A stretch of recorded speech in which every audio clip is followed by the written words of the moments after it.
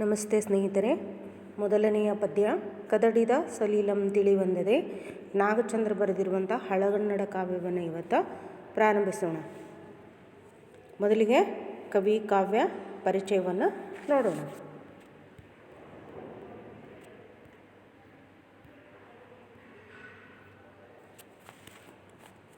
ಕವಿ ಕಾವ್ಯ ಪರಿಚಯ.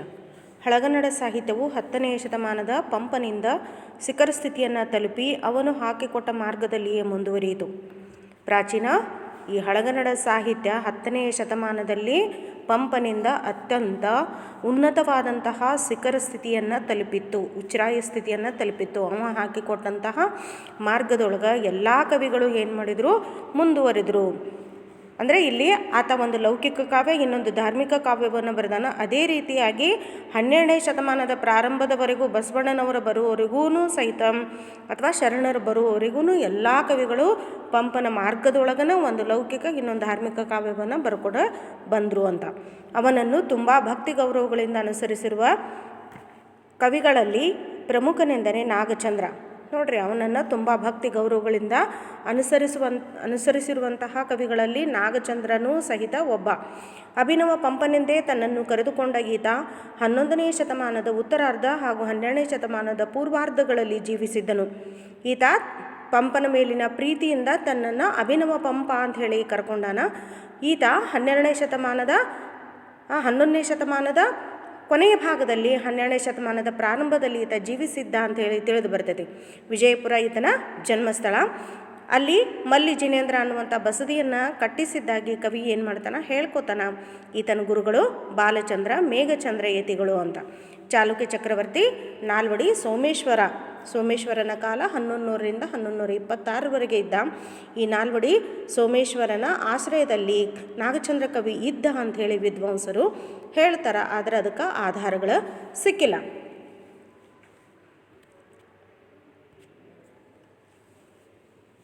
ಇನ್ನು ಮಲ್ಲಿನಾಥ ಪುರಾಣ ಮತ್ತು ರಾಮಚಂದ್ರ ಚರಿತ ಪುರಾಣ ಎಂಬೆರಡು ಚಂಪೂ ಕಾವ್ಯಗಳನ್ನು ಈತ ರಚಿಸಿದ್ದಾನೆ. ನಾಗಚಂದ್ರನು ಸಹಿತ ಇಲ್ಲಿ ಈ ಗದ್ಯ ಮತ್ತು ಪದ್ಯ ಮಿಶ್ರಿತವಾದಂಥ ಚಂಪೂ ಕಾವ್ಯ ಇದೊಂದು ಕಾವ್ಯದ ಪ್ರಕಾರ. ಈ ಪ್ರಕಾರದಲ್ಲಿ ಮಲ್ಲಿನಾಥ ಪುರಾಣ ಮತ್ತು ರಾಮಚಂದ್ರ ಚರಿತ ಪುರಾಣ ಅಂಥೇಳಿ ಎರಡೂ ಕಾವ್ಯಗಳನ್ನು ಆತ ಬರೆದಾನ. ಈ ಮಲ್ಲಿನಾಥ ಪುರಾಣವು 19ನೇ ತೀರ್ಥಂಕರನಾದಂತಹ ಮಲ್ಲಿನಾಥನ ಕಥೆಯನ್ನು ಒಳಗೊಂಡಿದೆ. ನೋಡ್ರಿ, ಇದು 19ನೇ ತೀರ್ಥಂಕರನಾದಂತಹ ಮಲ್ಲಿನಾಥ, ಜೈನ ತೀರ್ಥಂಕರ ಕವಿಗಳಲ್ಲಿ 19ನೇ ತೀರ್ಥಂಕರ ಮಲ್ಲಿನಾಥನ ಕಥೆಯನ್ನು ಈ ಮಲ್ಲಿನಾಥ ಪುರಾಣ ಒಳಗೊಂಡಿದೆ. ಇನ್ನು ರಾಮಚಂದ್ರ ಚರಿತ ಪುರಾಣವು ಪಂಪ ರಾಮಾಯಣವೆಂಬ ಹೆಸರಿನಿಂದಲೇ ಪ್ರಸಿದ್ಧಿಯನ್ನು ಪಡೆದಿದೆ. ಇನ್ನು ಈ ಪಂಪ ರಾಮಚಂದ್ರ ಚರಿತ ಪುರಾಣ, ಅದಕ್ಕೆ ಪಂಪ ರಾಮಾಯಣ ಅನ್ನುವಂತಹ ಮತ್ತೊಂದು ಹೆಸರಿದೆ. ವೆರಿ ಇಂಪಾರ್ಟೆಂಟ್, ಕೇಳ್ತಾರೆ ಪರೀಕ್ಷೆ ಒಳಗೆ, ನೆನ್ಪಿಟ್ಕೊಳ್ಳಿ. ಈ ಪಂಪ ರಾಮಾಯಣ ಅಂಥೇಳಿ ಹೆಸರಿನಿಂದ ಅದು ಪ್ರಖ್ಯಾತವಾಗಿದೆ. ಇದು ನಾಗಚಂದ್ರನಿಗೆ ಕೀರ್ತಿ ತಂದಿತ್ತ ಕಾವ್ಯ. ಇದೈತಲ್ಲ ರಾಮಚಂದ್ರ ಚರಿತ ಪುರಾಣ ಅಥವಾ ಪಂಪ ರಾಮಾಯಣನ ನಾಗಚಂದ್ರನಿಗೆ ಕೀರ್ತಿಯನ್ನು ತಂದು ಕೊಟ್ಟಂತಹ ಕಾವ್ಯ. ಭಾರತಿ ಕರ್ಣಪುರ, ಕವಿತಾ ಮನೋಹರ, ಸಾಹಿತ್ಯ ವಿದ್ಯಾಧರ, ಚತುರಕವಿ, ಜನಸ್ಥಾನ ರತ್ನ ಪ್ರದೀಪ, ಸೂಕ್ತಿ ಮುಕ್ತ ವಸಂತ ಮುಂತಾದ ಬಿರುದುಗಳು ಈತನಿಗಿದ್ದವು. ನೋಡ್ರಿ, ಈತ ಈ ರೀತಿಯಾದಂತಹ ಬೇರೆ ಬೇರೆ ಬಿರುದುಗಳನ್ನು ಆತ ಹೊಂದಿದ್ದ. ಇದರಿಂದ ಆತ ಪ್ರತಿಭಾವಂತ ಕವಿ ಅನ್ನುವಂಥದ್ದು ನಮಗೆ ಗೊತ್ತಾಗ್ತದೆ. ಇದಿಷ್ಟು ನಾಗಚಂದ್ರನ ಜೀವನ ಮತ್ತು ಆತನ ಕೃತಿಗಳು, ಅವನು ಪಡೆದಿರುವಂತಹ ಬಿರುದುಗಳು. ಇನ್ನು ಕಾವ್ಯ ಭಾಗವನ್ನು ಕುರಿತು ಈಗ ನೋಡೋಣ. ಕದಡಿದ ಸಲೀಲಂ ತಿಳಿವಂದದೆ ಎಂಬ ಪ್ರಸ್ತುತ ಕಾವ್ಯಭಾಗವು ರಾವಣನ ಮನ ಪರಿವರ್ತನೆಯನ್ನು ಕುರಿತ ಸಂದರ್ಭವನ್ನು ವರ್ಣಿಸುತ್ತದೆ. ನೋಡ್ರಿ, ಇಲ್ಲಿ ಕದಡಿದ ಸಲೀಲಂ ತಿಳಿವೆಂದದೆ ಅನ್ನುವಂತಹ ನಿಮ್ಮ ಈ ಕಾವ್ಯ ಭಾಗ ರಾವಣನ ಮನಸ್ಸನ್ನು ಪರಿವರ್ತನೆ ಮಾಡಿಕೊಂಡಂತಹ ಸಂದರ್ಭವನ್ನು ವಿವರಿಸುತ್ತದೆ ಅಂತ. ಇದನ್ನು ರಾಮಚಂದ್ರ ಚರಿತ ಪುರಾಣದ 14ನೇ ಆಶ್ವಾಸದಿಂದ ತೆಗೆದುಕೊಳ್ಳಲಾಗಿದೆ. ಇದನ್ನು ರಾಮಚಂದ್ರ ಚರಿತ ಪುರಾಣದ 14ನೇ ಆಶ್ವಾಸದಿಂದ ಇಲ್ಲಿ ಏನು ಮಾಡ್ಯಾರ, ತೆಗೆದುಕೊಂಡಾರ. ಇದು ಲೌಕಿಕ ಕಾವ್ಯದಂತೆ ಭಾಸವಾದರೂ ವಾಸ್ತವವಾಗಿ ಇದೂ ಕೂಡ ಧಾರ್ಮಿಕ ಪುರಾಣ. ಇಲ್ಲಿ ಪಂಪನಿಗಿಂತ ನಾಗಚಂದ್ರಗೆ ಭಿನ್ನನಾಗಿ ಕಾಣಿಸ್ಕೊಳ್ತಾನೆ. ಯಾಕಂದರೆ ಈತ ಎರಡೂ ಐತಲ್ಲ ಧಾರ್ಮಿಕ ಕಾವ್ಯಗಳನ್ನು ಬರೆದಾನ. ಪಂಪ ಲೌಕಿಕ ಮತ್ತು ಧಾರ್ಮಿಕ ಕಾವ್ಯವನ್ನು ಬರೆದರೆ ಈತ ಇಲ್ಲಿ ಅವು ಬರೆದಿರುವಂತಹ ಈ ರಾಮಚಂದ್ರ ಚರಿತ ಪುರಾಣ ಲೌಕಿಕ ಕಾವ್ಯದಂತೆ ಅದು ಕಂಡು ಬಂದರೂ ಸಹಿತ ವಾಸ್ತವವಾಗಿ ಅದು ಕೂಡ ಧಾರ್ಮಿಕ ಪುರಾಣ. ಇದು ವಾಲ್ಮೀಕಿ ರಾಮಾಯಣದ ಸಂಪ್ರದಾಯದಾಗಿರದೆ ಜೈನ ರಾಮಾಯಣದ ಸಂಪ್ರದಾಯದಾಗಿದೆ. ಇದು ವಾಲ್ಮೀಕ ರಾಮಾಯಣವನ್ನು ಇಟ್ಟುಕೊಂಡು ಬರೆದಿದ್ರೂ ಸಹಿತ ಜೈನ ಧರ್ಮದ ಅಹಿಂಸಾ ತತ್ವವನ್ನು ಪರಿಪಾಲನೆ ಮಾಡುವುದರಿಂದ ಜೈನ ಧರ್ಮದ ರಾಮಾಯಣದ ಸಂಪ್ರದಾಯವನ್ನು ಇದು ಒಳಗೊಂಡಿದೆ. ಇಲ್ಲಿ ರಾಮ ಲಕ್ಷ್ಮಣ ರಾವಣರು ಜೈನ ತ್ರಿಸೃಷ್ಟಿ ಸಲಾಕ ಪುರುಷರು. ತ್ರಿಸೃಷ್ಟಿ ಸಲಾಕ ಪುರುಷರು ಅಂದರೆ ಏನು ಅನ್ನುವಂಥ ಟಿಪ್ಪಣಿಯನ್ನು ಕೊಟ್ಟಿದ್ದಾರೆ, ನೋಡ್ಕೊಳ್ಳಿ. ರಾಮ ಲಕ್ಷ್ಮಣ ರಾವಣರು ಇವರು ಜೈನ ಧರ್ಮದೊಳಗೆ ತ್ರಿಸೃಷ್ಟಿ ಸಲಾಕ ಪುರುಷರು ಬರ್ತಾರೆ. ಅದರಲ್ಲಿ 14 ಮಂದಿ ಲಾಸ್ಟ್ ಇಲ್ಲಿ ಟಿಪ್ಪಣಿ ಒಳಗೆ ಕೊಟ್ಟಾರ. ಇಲ್ಲಿ ಚತುರ್ವಿಂಶತಿ ತೀರ್ಥಂಕರು, 12 ಚಕ್ರವರ್ತಿಗಳು, 9 ಜನ ಬಲದೇವರು ಅಂತ ಇವರೆಲ್ಲ ಏನು ಮಾಡ್ತಾರೆ ಇಲ್ಲಿ ಬರ್ತಾರೆ. ಈ ಜೈನ ತ್ರಿಸೃಷ್ಟಿ ಸಲಾಕ ಪುರುಷರಲ್ಲಿ ಬರ್ತಾರೆ. ಯಾಕಂದರೆ ಜೈನ ಧರ್ಮದ ಹಿನ್ನೆಲೆಯೊಳಗೆ ಈ ಕಾವ್ಯವನ್ನು ನಾಗಚಂದ್ರ ಬರೆದಿರುವುದರಿಂದ.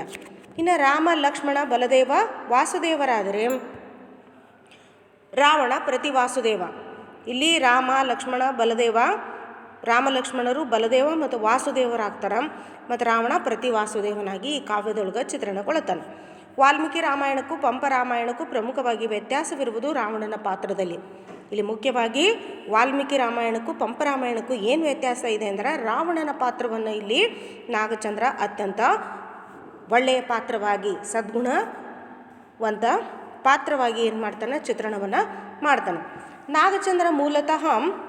ನಾಗಚಂದ್ರನ ರಾವಣ ಮೂಲತಃ ಸದ್ಗುಣೋಪೇತ ಮಹಾಪುರುಷ. ನೋಡ್ರಿ, ನಾಗಚಂದ್ರ ಚಿತ್ರಿಸಿರುವಂತಹ ರಾವಣನ ಪಾತ್ರ ಏನು, ಸದ್ಗುಣಗಳನ್ನು ಹೊಂದಿರುವಂಥ ಮಹಾಪುರುಷ. ಅಂಥವನು ಕಾಲಕರ್ಮ ಸಂಯೋಗದಿಂದ ಅಲ್ಪ ದೌರ್ಬಲ್ಯವಶನಾಗಿ, ನೋಡ್ರಿ, ಅಂಥವನು ಕಾಲಕರ್ಮ ಸಂಯೋಗದಿಂದ ಏನಾಗ್ತಾನ, ಅಲ್ಪ ದೌರ್ಬಲ್ಯಕ್ಕೆ ಒಳಗಾಗ್ತಾನ.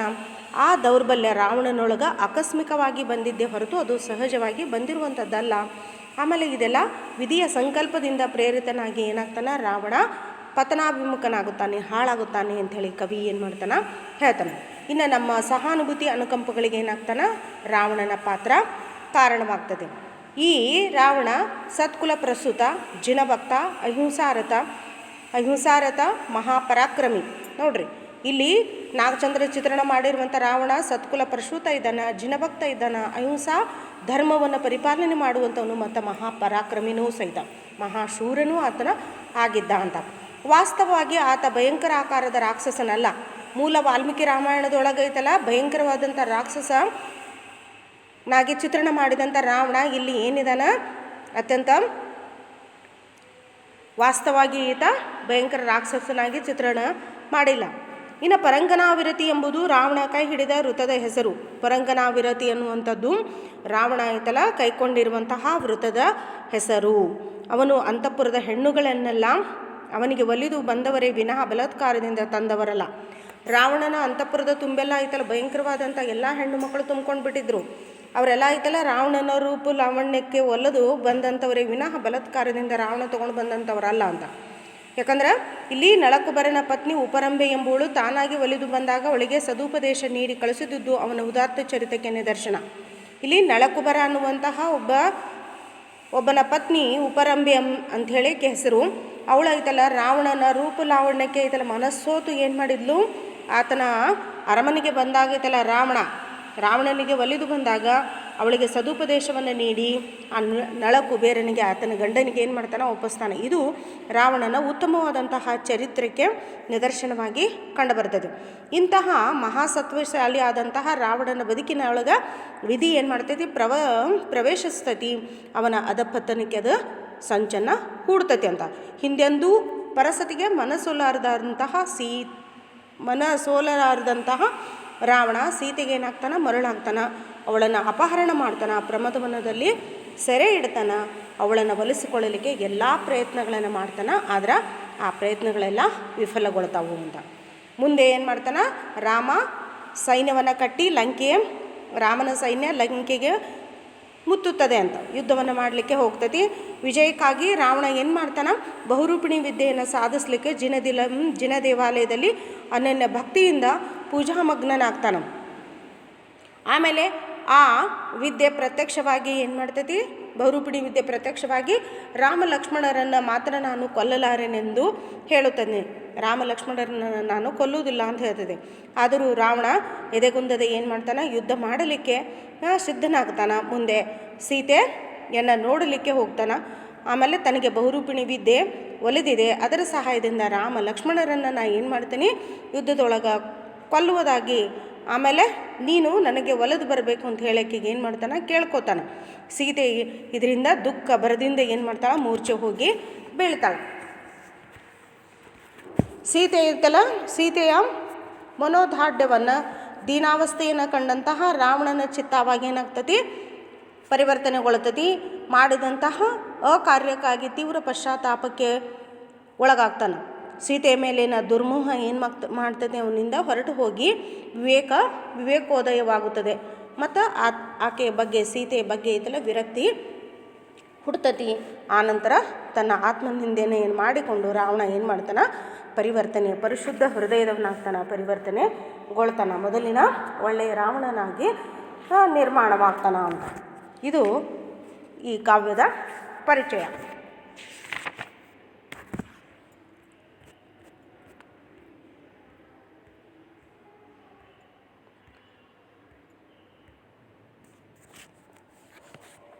ಇನ್ನು ಜೈನ ಕವಿಗಳ ಕಾವ್ಯ ಚಿಂತನೆ ಏನು, ಕುತೂಹಲಕರವಾಗಿ ಮೂಡಿ ಬಂದಿರುವಂಥದ್ದು. ಪ್ರಕೃತಿಯ ಎಲ್ಲ ವ್ಯಾಪಾರಗಳ ಹಿಂದೆ ಅಗೋಚರವಾದಂಥ ಶಕ್ತಿ ಕೈವಾಡವಿರುವುದನ್ನು ಜೈನ ಧಾರ್ಮಿಕ ಕೃತಿಗಳು ಏನು ಮಾಡ್ತಾವು, ಹೇಳ್ತಾವು ಅಥವಾ ಚಿಂತನೆಯನ್ನು ಮಾಡ್ತಾವು. ಆಮೇಲೆ ನಾಗಚಂದ್ರನು ಚಿತ್ರಿಸಿರುವಂಥ ಉದಾತ್ತ ನಾಯಕನಾದಂತಹ ರಾವಣನು ಕಟ್ಟುನಿಟ್ಟಿನಿಂದ ಏನು ಮಾಡ್ತಾನೆ, ಪರಂಗನಾವಿರತಿ ಅನ್ನುವಂತಹ ವ್ರತವನ್ನು ಮಾಡ್ತಾ ಇರ್ತಾನೆ. ಆಮೇಲೆ ಕರದೂಷಣರ ಸಹಾಯಕ್ಕಾಗಿ ಹೊರಟವನು ಏನು ಮಾಡ್ತಾನೆ, ಅಲ್ಲಿ ಸೀತೆಯನ್ನು ನೋಡ್ತಾನೆ. ಸೀತೆಯ ರೂಪಕ್ಕೆ ಮಾರು ಹೋಗಿ ತನ್ನ ವ್ಯಕ್ತಿತ್ವವನ್ನು ಅಧೋಗತಿಗೆ ಇಳಿಸಿಕೊಳ್ಳುವುದು ಕವಿಯ ಪ್ರಕಾರ ಏನಿದೆ, ವಿಧಿಲಿಖಿತ ಅಂತ. ದೃಢಚಿತ್ತ ವ್ಯಕ್ತಿ ಸಾಮರ್ಥ್ಯಕ್ಕೆ ಹೊರತಾದಂತಹ ಅದೃಶ್ಯ ಶಕ್ತಿಯ ಕೈವಾಡ ರಾವಣನಂತಹ ಅಸಾಧಾರಣವಾದಂತಹ ಮಹಾಪುರುಷನನ್ನೂ ಸಹಿತ ಅವನತಿಯ ಕಡೆಗೆ ಏನು ಮಾಡ್ತೈತಿ, ನೂಕಿ ಬಿಡ್ತೈತಿ ಅಂತ. ಒಂದು ಹೆಣ್ಣಿನ ರೂಪಕ್ಕೆ ಮರಳಾಗಿ ಕೊನೆಗೆ ರಾವಣ ಏನಾಗ್ತಾನೆ, ಅವನತಿ ಅಂತ ಹೋಗ್ತಾನೆ ಅಂತ. ಇನ್ನು ಮಾನವತೆ ದಾನವತೆ ಎರಡಕ್ಕೂ ಆತನ ಆಂತರ್ಯದಲ್ಲಿ ಜಾಗವಿದೆ. ನೋಡ್ರಿ, ರಾವಣನಲ್ಲಿ ಮಾನವತೆಯೂ ಇದೆ, ದಾನವತೆಯೂ ಇದೆ. ಎರಡೂ ಅಂತರಂಗದಲ್ಲಿ ಅವನಿಗೆ ಜಾಗ ಇದೆ ಅಂತ. ಅವನತಿ ಉನ್ನತಿಗಳೆರಡೂ ವ್ಯಕ್ತಿಯ ನಡೆಯನ್ನೇ ಅವಲಂಬಿಸಿರುತ್ತವೆ. ಒಬ್ಬ ವ್ಯಕ್ತಿ ಉನ್ನತ ಸ್ಥಾನಕ್ಕೆ ಏರಬೇಕಾದ್ರೆ, ಅವನತಿಯ ಸ್ಥಾನಕ್ಕೆ ಇಳಿಬೇಕಾದ್ರೆ ಅವನ ನಡವಳಿಕೆಯೇ ಏನಾಗ್ತದೆ, ಕಾರಣವಾಗ್ತದೆ ಅಂತ. ಉನ್ನತಿಯ ಶಿಖರದಲ್ಲಿರುವವನು ಅವನತಿಯ ಅಂಚಿಗೆ ಸರಿದು ಬಿಡಬಲ್ಲ. ನೋಡ್ರಿ, ಉನ್ನತವಾದಂಥ ಶ್ರೀಮಂತ ಸ್ಥಾನದಲ್ಲಿರುವಂಥವನು ಬಡತನಕ್ಕೆ ಬಂದು ಬಿಡಬಹುದು. ಅವನತಿಯ ಅಂಚಿನಲ್ಲಿರುವವನು ಉನ್ನತಿಗೇರಬಲ್ಲ ಅಂತ. ಅವನತಿಯ ಬಡತನದಲ್ಲಿರುವಂಥ ವ್ಯಕ್ತಿ ಐತಲ್ಲ, ಉನ್ನತವಾದಂಥ ಸ್ಥಾನಕ್ಕೆ ಏರಬಲ್ಲ ಅಂತ. ಇನ್ನು ಮರುವಿನ ಪ್ರಕ್ರಿಯೆ ಏನಾಗ್ತೈತಿ, ಇಲ್ಲಿ ಸೀತೆಯ ಅಪಹರಣಕ್ಕೆ ಕಾರಣವಾದ್ರೆ ರಾವಣನಲ್ಲಿ ಅವನ ಪ್ರಕ್ರಿಯೆಯು ಸೀತೆಯನ್ನು ಏನು ಮಾಡ್ತೈತಿ, ರಾಘವನಿಗೆ ಒಪ್ಪಿಸ್ಬೇಕು ಅನ್ನುವಂಥದ್ದು ರಾವಣನ ಮನಪರಿವರ್ತನೆಗೆ ಕಾರಣ ಆಗ್ತೈತಿ ಅಂತ. ಸೀತೆಯನ್ನು ಅಪಹರಿಸಿ ಇದಾಗೈತಲ್ಲ, ರಾವಣನ ಮನಸ್ಸು ಏನಾಗಿತ್ತು, ಕಲುಷಿತಗೊಂಡಂಥದ್ದು. ಪಶ್ಚಾತ್ತಾಪಕ್ಕೆ ಒಳಗಾದಾಗ ತಿಳಿಯಾಗಿ ನಿರ್ಮಲಗೊಳ್ಳುವುದನ್ನು, ಆಮೇಲೆ ದುಷ್ಟತನ ಹುಟ್ಟಿನಿಂದ ಬರುವುದಿಲ್ಲ, ಅದು ಕೊನೆಯ ತನಕ ಇರುವುದೂ ಇಲ್ಲ ಅನ್ನುವಂಥದ್ದನ್ನು ನಾಗಚಂದ್ರ ಪ್ರಸ್ತುತ ಕಾವ್ಯ ಭಾಗದಲ್ಲಿ ಹೃದಯಂಗಮವಾಗಿ ಏನು ಮಾಡಿದಾನೆ, ಚಿತ್ರಣವನ್ನು ಮಾಡೋಣ. ಯಾವ ರೀತಿ ಅನ್ನುವಂಥದ್ದನ್ನು ನೋಡೋಣ.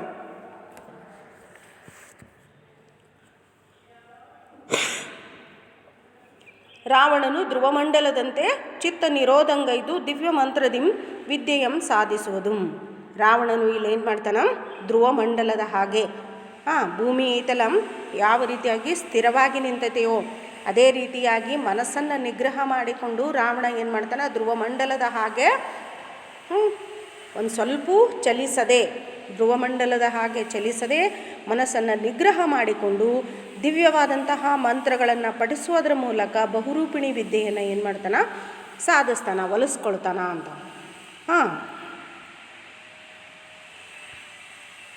ಆಮೇಲೆ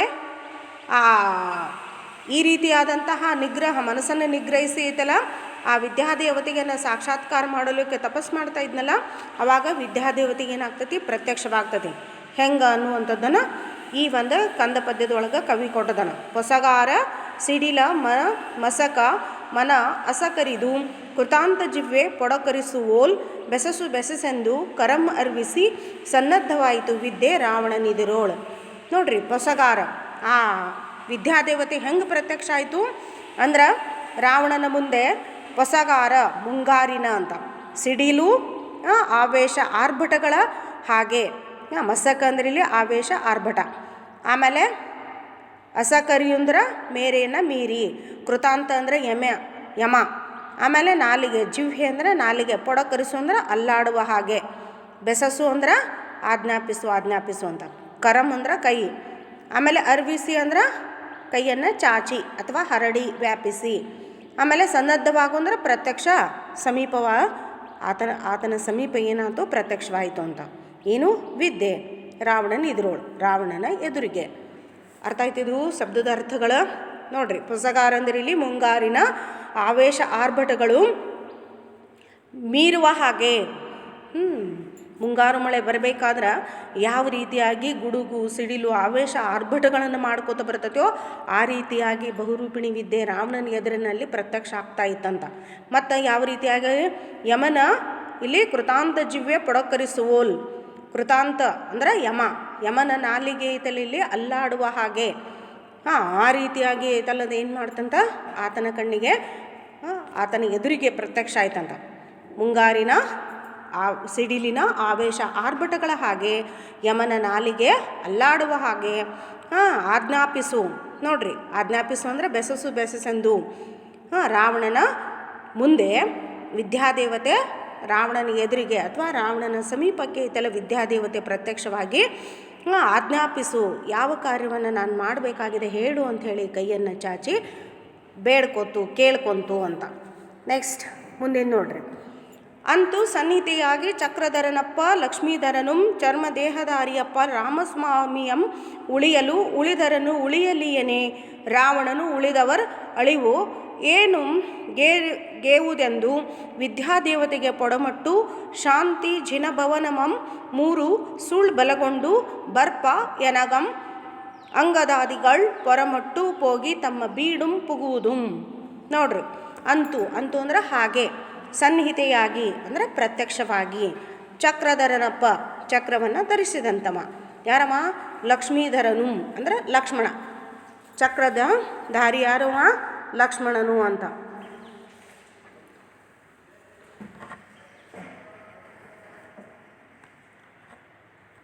ಆಮೇಲೆ ಚರ್ಮದೇಹಧಾರಿಯಪ್ಪ. ಇಲ್ಲಿ ಚರ್ಮದೇಹಧಾರಿ ಅಂದ್ರೆ ಚರ್ಮ ಅಂದ್ರೆ ಇಲ್ಲಿ ಕೊನೆಯ ಜನ್ಮದಲ್ಲಿರುವಂಥವನು ಅಂತ. ಮನುಷ್ಯ ಜನ್ಮದ ಕೊನೆಯಲ್ಲಿರುವಂಥವನು ಯಾರು? ರಾಮ ಅಂತ. ರಾಮಸ್ವಾಮಿ ಅಂದರೆ ರಾಮ. ಚಕ್ರಧರನಾದಂತಹ ಲಕ್ಷ್ಮಣ. ಆಮೇಲೆ ಕೊನೆಯ ಜನ್ಮದಲ್ಲಿರುವಂತಹ ರಾಮನನ್ನು ಈ ಭೂಮಿಯ ಮೇಲೆ ಉಳಿಯಲು ಬಿಟ್ಟು ಅಂತ. ಉಳಿಯಲು ಬಿಟ್ಟು ಉಳಿದವರನ್ನು ಉಳಿಯಲಿಯೇನೆ, ಉಳಿದೆಲ್ಲರನ್ನು ನಾನೇನು ಮಾಡ್ತೀನಿ? ಕೊಂದು ಹಾಕ್ತೀನಿ ಅಂತ. ರಾವಣನು ಉಳಿದವರು ಅಳಿವು ತನಗೇವುದೆಂದು. ಆವಾಗ ರಾವಣ ಹೇಳ್ತಾನ, ಉಳಿದವರನ್ನು ಕೊಂದ್ರೆ ನನಗೇನು ಪ್ರಯೋಜನ ಅದರಿಂದ ಅಂತ ಹೇಳಿ ವಿದ್ಯಾದೇವತೆಗೆ ಏನು ಮಾಡ್ತಾನೆ? ಪೊಡಮೊಟ್ಟು ನಮಸ್ಕರಿಸಿ ಶಾಂತಿ ಜಿನಭವನಮಂ 3 ಸುಳ್ಳು ಶಾಂತಿ ದೇವ ನಮಸ್ಕರಿಸಿ ಏನು ಮಾಡ್ತಾನೆ? ಶಾಂತಿಯನ್ನು ಅರಿಸಿಕೊಂಡು ಜಿನ ದೇವಾಲಯಕ್ಕೆ ಹೋಗ್ತಾನೆ. 3 ಸಾರಿ ಏನು ಮಾಡ್ತಾನೆ? ಅಲ್ಲಿ 3 ಬಾರಿ ಪ್ರದಕ್ಷಿಣೆಯನ್ನು ಮಾಡಿ ಆಮೇಲೆ ತನ್ನ ಅಂಗದಾದಿಗಳು, ತನ್ನ ಅಂಗರಕ್ಷಕರ ಜೊತೆ ಪೊರಮಟ್ಟು ಹೊರಬಿದ್ದು ಎಲ್ಲಿ ಹೋಗ್ತಾನ? ಪೋಗಿ ತಮ್ಮ ಬೀಡುಂ ಪುಗುವುದನ್ನು ತನ್ನ ಅಂತಃಪುರಕ್ಕೆ ಏನು ಮಾಡ್ತಾನ? ಹೋಗ್ತಾನ ಅಂತ. ತನ್ನ ಅರಮನೆಗೆ ಬರ್ತಾನೆ. ಕೇವಲ ಇಲ್ಲಿ ಕನ್ನಡದೊಳಗೆ ನಾ ಹೇಳ್ತಾ ಇರುವಂತಹ ಕಥೆಯನ್ನು ಕರೆಕ್ಟಾಗಿ ನೆನ್ಪಿಟ್ಕೊಂಡು ಬರೆದ್ರೆ ಸಾಕು. ಇದೆಲ್ಲ ಬರಿಬೇಕಾಗೋದಿಲ್ಲ. ಆದರೆ ಟಫ್ ಐತಿ, ಆದರೆ ಲಕ್ಷ್ಯ ಕೊಟ್ಟೈತೆಲ್ಲ ಕೇಳಿದ್ರೆ ಆ ಕಥೆಯನ್ನು ಸರಿಯಾಗಿ ನೆನ್ಪಿಟ್ಕೊಂಡು ಹೊಸಗನ್ನಡದಲ್ಲಿ ಬರೆದ್ರೆ ಸಾಕಾಗ್ತದೆ ಸ್ಟೂಡೆಂಟ್ಸ್. ಅರ್ಥ ಆಯ್ತಿದು? ಹೀಗೆ ಪ್ರತ್ಯಕ್ಷವಾದಂತಹ ವಿದ್ಯಾದೇವತೆ ಚಕ್ರಧರನಾದಂತಹ ಲಕ್ಷ್ಮಣನನ್ನು ಕೊನೆಯ ಜನ್ಮದಲ್ಲಿರುವಂಥ ರಾಮನನ್ನು ನಾನು ಕೊಲ್ಲುವುದನ್ನು ಬಿಟ್ಟು ಉಳಿದೆಲ್ಲರನ್ನ ಕೊಂದು ಹಾಕ್ತೇನೆ ಅಂಥೇಳಿ ರಾವಣನ ಎದುರಿಗೆ ಹೇಳಿದಾಗ ರಾವಣನು ಬೇರೆಯವರನ್ನು ಕೊಂದ್ರೆ ಅದರಿಂದ ನನಗೇನು ಪ್ರಯೋಜನ ಅಂಥೇಳಿ ವಿದ್ಯಾದೇವತೆಗೆ ಏನು ಮಾಡ್ತಾನೆ? ನಮಸ್ಕಾರವನ್ನು ಮಾಡ್ತಾನೆ. ಶಾಂತಿಯನ್ನು ಅರಸಿ ಜಿನ ದೇವಾಲಯಕ್ಕೆ ಮತ್ತು ರಾವಣ ಹೋಗ್ತಾನೆ. ಅಲ್ಲಿ 3 ಬಾರಿ ಐತಲ್ಲ, ಅಲ್ಲಿ ಭಕ್ತಿಯಿಂದ ನಮಸ್ಕಾರ ಮಾಡಿ 3 ಬಾರಿ ದೇವಾಲಯವನ್ನು ಪ್ರದಕ್ಷಿಣೆಯನ್ನು ಮಾಡಿ ಹೊರಗೆ ಬಂದಾಗ ಆತನ ಅಂಗರಕ್ಷಕರ ಜೊತೆಗೆ ತನ್ನ ಅಂತಃಪುರಕ್ಕೆ ಏನು ಮಾಡ್ತಾನೆ? ಬರ್ತಾನೆ. ಅರ್ಥ ಆಯ್ತಾ ಸ್ಟೂಡೆಂಟ್ಸ್? ನೆಕ್ಸ್ಟ್ ರಾವಣ, ಆಮೇಲೆ ರಾಮ ಲಕ್ಷ್ಮಣರು. ಇತ್ತ ದಶಾನನಂ ನಿಜ ದೂಜನಮಂ ಕೊರೆಚಾಡಿ ಕಾಡಿ ಉದ್ಧತ ವಿರೋಧಿ ಕೇಚರರ ನಿಕ್ಕುವ ಬಲ್ಮಿಳಿಸಿಂದೆ ಬಂದು ಪೊಯ್ಯೆತ್ತಿ ಇಬ ವೈರಿಯಂತೆ ತೊದರಿ ಕೆಂಗರಿ ಮೂಡಿದ ಭೃಂಗಮಾಲೆ ನೀಳದೆತ್ತನೆ ನೋಡಿದಂ ಮಯ ತನುಜಯ ಬಾಡಿದ ವಕ್ತ್ರ ಪದ್ಮಮಂ. ನೋಡ್ರಿ ಇತ್ತ ಈ ಕಡೆ ಅಂದ್ರೆ ಅಂತಃಪುರಕ್ಕೆ ಬಂದಾಗ ಅಂತ, ತನ್ನ ಅಂತಃಪುರಕ್ಕೆ ಅಥವಾ ತನ್ನ ಅರಮನೆಗೆ ಬಂದಾಗ ದಶಾನನಂ, ದಶ ಅಂದ್ರೆ 10, ಆನನ ಅಂದ್ರೆ ಮುಖ, 10 ಮುಖದ ರಾವಣ ನಿಜ ದೂಜನಮಂ, ಅಂತಃಪುರದ ನಿಜ ದೂಜನಮಂ ಅಂದ್ರೆ ಅಂತಃಪುರದ ಸ್ತ್ರೀಯರನ್ನು ಏನು ಮಾಡಿದರು, ನಿಂದಿಸಿ ಕೀಳಾಗಿ ಕಾಡಿ ಏನು ಮಾಡಿದರು, ಬೇದಾಡಿ ಅವರನ್ನು ಅವಮಾನ ಮಾಡಿ ಹೋಗಿದ್ರು. ಯಾರು? ಉದ್ಧತ ವಿರೋಧಿ ಕೇಚರರನ್ನಿಕ್ಕುವ, ಸೊಕ್ಕಿದಂತಹ ಕೊಬ್ಬಿದಂತಹ ವಿರೋಧಿಗಳಾದ ರಾವಣನ ವಿರೋಧಿಗಳಾದಂತಹ ಯಕ್ಷ ಗಂಧರ್ವರು. ಕೇಚರ ಅಂದ್ರೆ ಇಲ್ಲಿ ಯಕ್ಷ ಗಂಧರ್ವರು ಬಂದ ಕಾಸರ ರಾವಣನ ಅಂತಃಪುರದೊಳಗೆ, ರಾವಣನು ಇಲ್ಲದಂತಹ ಸಂದರ್ಭದಲ್ಲಿ ಅಂತಃಪುರದ ಸ್ತ್ರೀಯರಿಗೆಲ್ಲ ಇದೆಲ್ಲ ನಿಂದಿಸಿ ಅವರನ್ನು ಕೀಳಾಗಿ ಕೆಟ್ಟದ್ದಾಗಿ ಬೇದಕಾಸ ಅವರಿಗೆ ಇದೆಲ್ಲ ಅವಮಾನವನ್ನು ಮಾಡಿ ಹೋಗಿದ್ರು. ಅದಕ್ಕೆ ಬಲ್ ಮುಳಿಸಿಂದೆ ಬಂದು ಇದೆಲ್ಲ ವಿಷಯವನ್ನು ಅಂತಃಪುರಕ್ಕೆ ಬಂದಾಗ ಕೇಳಿದಂತಹ ರಾವಣ ಏನು ಮಾಡ್ತಾನೆ, ಇಲ್ಲಿ ಅವರನ್ನು ಕೊಂದು ಹಾಕ್ತಾನೆ. ಅವ್ರನ್ನ ಐತಲ್ಲ ಇಲ್ಲಿ ಇಳಿಯಲು ಇರಲಿಕ್ಕೆ ಐತಲ್ಲ ಬಿಡಂಗಿಲ್ಲ, ಅವ್ರನ್ನ ಭೂಮಿ ಮೇಲೆ ಐತಲ್ಲ ಬದುಕಿಸ್ಕೊಡಂಗಿಲ್ಲ ಅಂತ ಹೇಳಿ ಏನು ಮಾಡ್ತಾನೆ, ಅವರನ್ನು ಕೊಂದು ಹಾಕ್ತಾನೆ ಅಂತ ಹೇಳಿ ಅಂತಃಪುರದ ಸ್ತ್ರೀಯರಿಗೆ ಏನು ಮಾಡ್ತಾನೆ ಹೇಳಿ ಸಮಾಧಾನ ಪಡಿಸ್ಲಿಕ್ಕೆ ಹೋಗ್ತಾನೆ.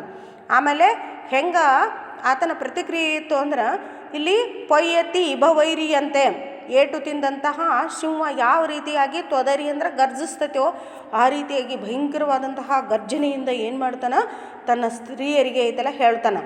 ಆಮೇಲೆ ಕೆಂಗರಿ ಮೂಡಿದ ಭೃಂಗಮಾಲೆ, ಕೆಂಗರಿ ಅಂದ್ರೆ ಗುಂಗುರು ಕೂದಲುಗಳೆಲ್ಲ ಮುಖ ತುಂಬ ಐತಲ್ಲ ಕೂದಲುಗಳು ಅಸ್ತವ್ಯಸ್ತವಾಗಿ ಹರಡಿಬಿಟ್ಟಿದ್ವು.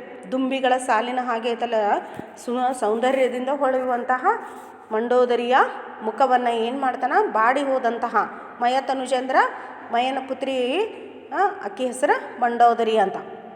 ತನುಜೇಂದ್ರ ಪುತ್ರಿ, ಮಯನ ಪುತ್ರಿ ಆಕೆ, ಯಾರಕ್ಕೆ ಮಂಡೋದರಿ ಅಂತ.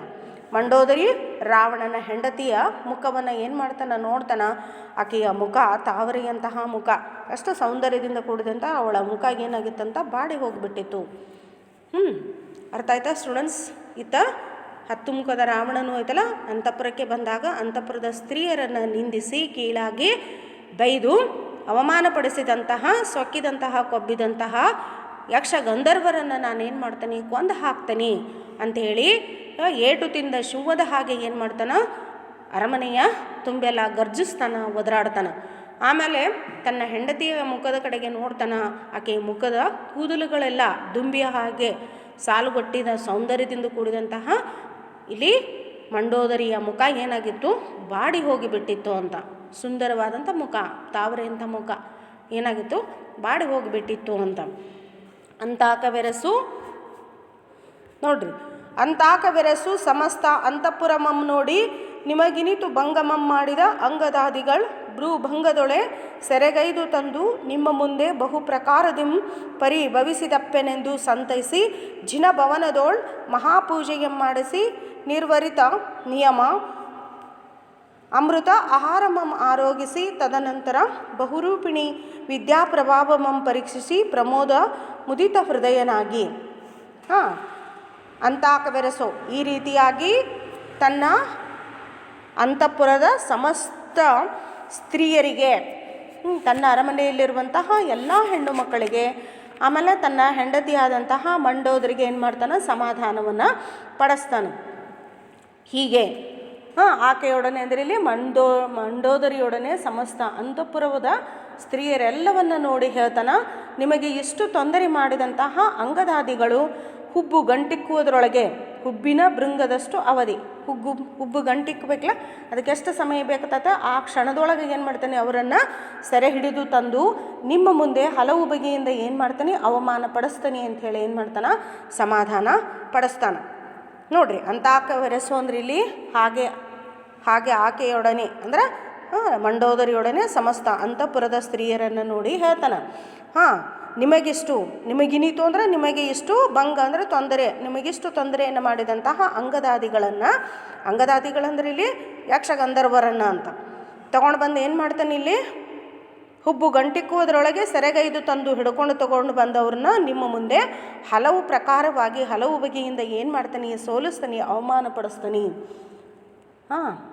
ಅವರನ್ನು ಹಲವು ಬಗೆಯಿಂದ ಅವಮಾನ ಪಡಿಸ್ತಾನೆ ಅಂತ ಹೇಳಿಕಾಸ ಏನು ಮಾಡ್ತಾನೆ, ಸಂತೈಸಿ ಸಮಾಧಾನವನ್ನು ಪಡಿಸ್ತಾನೆ. ನಂತರ ಶಾಂತಿ ಜೀವನ ಭವನದೋಳು, ಶಾಂತಿ ಜಿನ ಭವನದಲ್ಲಿ ಏನು ಮಾಡ್ತಾನೆ, ಮಹಾಪೂಜೆಯನ್ನು ಮಾಡಿಸಿ ನಿಯಮವನ್ನು ಪೂರೈಸಿ, ವ್ರತ ಮಾಡುವುದನ್ನು ಮುಗಿಸಿ, ವ್ರತವನ್ನು ಪೂರೈಸಿ, ವ್ರತ ಮಾಡ್ತಾ ಇದ್ನಲ್ಲ ಅದನ್ನು ಪೂರೈಸಿ ಅಮೃತ ಆಹಾರವನ್ನು ಏನು ಮಾಡ್ತಾನೆ, ಸೇವಿಸ್ತಾನೆ. ಆಮೇಲೆ ಬಹುರೂಪಿಣಿ ವಿದ್ಯಾ ಪ್ರಭಾವವನ್ನು ಪರೀಕ್ಷಿಸಿ ನೋಡ್ರಿ. ಆಮೇಲೆ ತದನಂತರ ಏನು ಮಾಡ್ತಾನೆ, ಹಲವು ಬಗೆಯ ರೂಪಗಳನ್ನು ತಾಳುವಂತಹ ವಿದ್ಯೆ ಅದ. ಬಹುರೂಪಿಣಿ ವಿದ್ಯೆಯ ವಿದ್ಯಾದೇವತೆಯನ್ನು ಪರೀಕ್ಷೆಗೆ ಒಳಪಡಿಸ್ತಾನೆ. ಆಮೇಲೆ ಪರೀಕ್ಷೆ ಮಾಡಿಕೊಂಡ ನಂತರ ಏನಾಗ್ತಾನೆ, ಪ್ರಮೋದ ಮುದಿತ ಹೃದಯನಾಗಿ.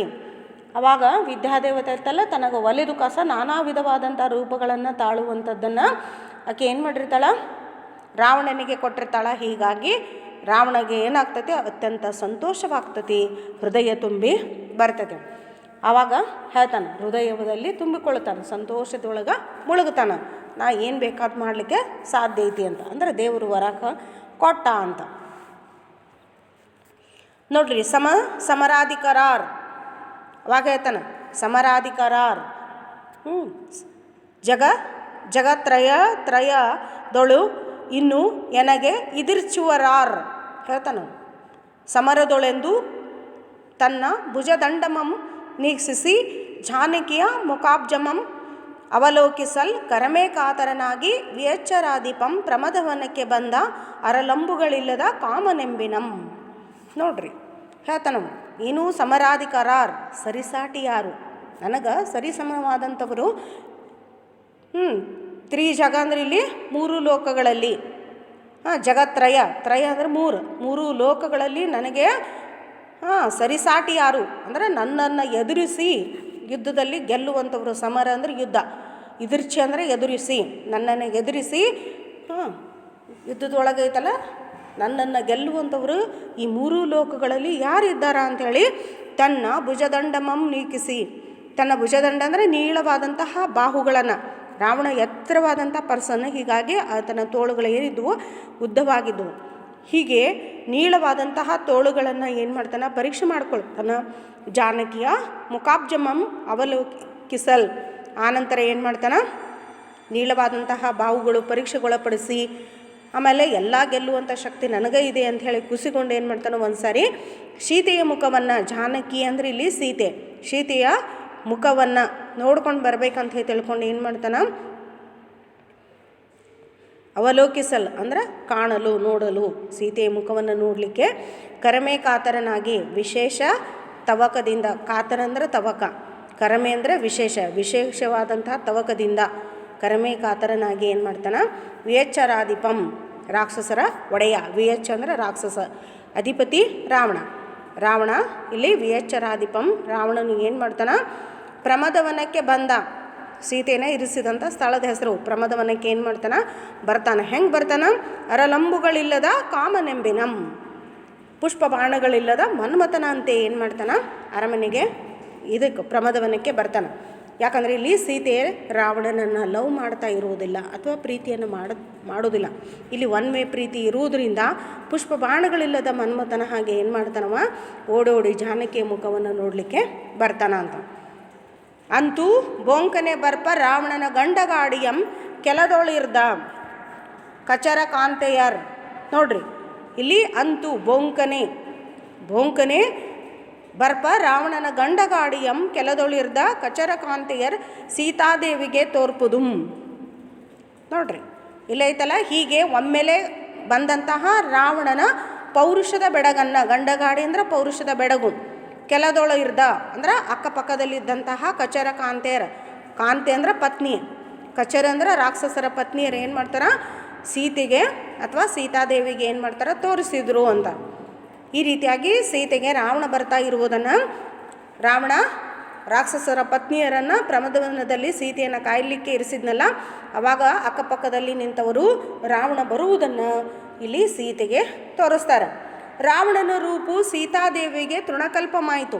ನೋಡ್ರಿ ಇಲ್ಲಿ ರಾವಣನ ರೂಪು ಐತಲ್ಲ ಸೀತಾದೇವಿಗೆ ಏನಾಗ್ತತಿ, ತೃಣಕಲ್ಪವಾಯಿತು ಅಂತ.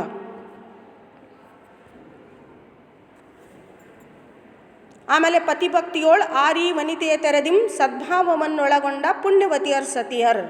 ಅವಾಗ ನೋಡ್ರಿ ರಾವಣನ ರೂಪ ಹೋಯ್ತಲ್ಲ, ರಾಕ್ಷಸರ ಪತ್ನಿಯರು ತೋರಿಸಿದಾಗ ರಾವಣನ ರೂಪ ಹೋಯ್ತಲ್ಲ, ಸೀತಾದೇವಿಗೆ ಅದು ಏನಾಯಿತು, ಹುಲ್ಲು ಕಡ್ಡಿಗೆ ಸಮಾನವಾಗಿ ಕಂಡಿತು ಅಂತ. ಯಾಕಂದ್ರೆ ಪತಿಭಕ್ತಿಯಲ್ಲಕ್ಕೆ ಏನಿದ್ಲು, ಪತಿವ್ರತಾ ಧರ್ಮವನ್ನು ಪಾಲನೆ ಮಾಡುವಂಥವಳಿದ್ದಳು. ಹೀಗಾಗಿ ಪತಿಭಕ್ತಿಯಲ್ಲಿ ಯಾರು ಈ ಸೀತೆಯ ಹಾಗೆ, ವನಿತೆ ಅಂದರೆ ಇಲ್ಲಿ ಹೆಣ್ಣು ಸ್ತ್ರೀ, ಆದರೆ ಇಲ್ಲಿ ಸೀತೆಯ ಹಾಗೆ ಅಥವಾ ಸೀತೆಯಂತೆ, ತೆರದಿ ಅಂದ್ರೆ ಅಂತೆ, ಸೀತೆಯಂತೆ ಸದ್ಭಾವವನ್ನೊಳಗೊಂಡ, ಸ್ವ ಸದ್ಭಾವ ಅಂದ್ರೆ ಒಳ್ಳೆಯ ಭಾವನೆಗಳನ್ನು ಹೊಂದಿರುವಂತಹ ಪುಣ್ಯವತಿ ಪತಿವ್ರತಾ ಸ್ತ್ರೀಯರ ಇಲ್ಲಿ ಏನು ಸತಿಯರು ಅಂತ. ಈ ಪತಿವ್ರತಾ ಸ್ತ್ರೀಯರ ಸಾಲಿನೊಳಗೆ ಸೀತೆನೂ ಸೇರ್ಕೋತಾಳೆ. ಹೀಗಾಗಿ ರಾವಣನ ರೂಪ ಆಕೆಯ ಕಣ್ಣಿಗೆ ಏನಾಗ್ತದೆ, ಹುಲ್ಲು ಕಡ್ಡಿಯ ಹಾಗೆ ಕಾಣ್ತದೆ. ಯಾಕಂದರೆ ರಾಮನ ಮೇಲೆ ಅತಿಯಾದಂಥ ಭಕ್ತಿಯನ್ನು ಇಟ್ಕೊಂಡಿದ್ಲು. ಹೀಗಾಗಿ ಪತಿವ್ರತಾ ಧರ್ಮವನ್ನು ಪಾಲನೆ ಮಾಡುವಂತಹ ಒಳ್ಳೆಯ ಸದ್ಭಾವನೆಗಳನ್ನು ಆಕೆ ಹೊಂದಿದ್ಲು. ಇಂತಹ ಸೀತೆನೇ ಇಲ್ಲಿ ಪತಿವ್ರತೆ, ಅಂತಹ ಸ್ತ್ರೀಯರ ಐತಲ್ಲಿ ಇಲ್ಲಿ ಸತಿಯರು ಅಂಥೇಳಿ ಕವಿ ಹೇಳ್ತಾನೆ. ನೆಕ್ಸ್ಟ್ ಮುಂದಿನ ಪಿರಿಯಡ್ ಮುಂದಿನದನ್ನು ನೋಡುವನು. Thank you students.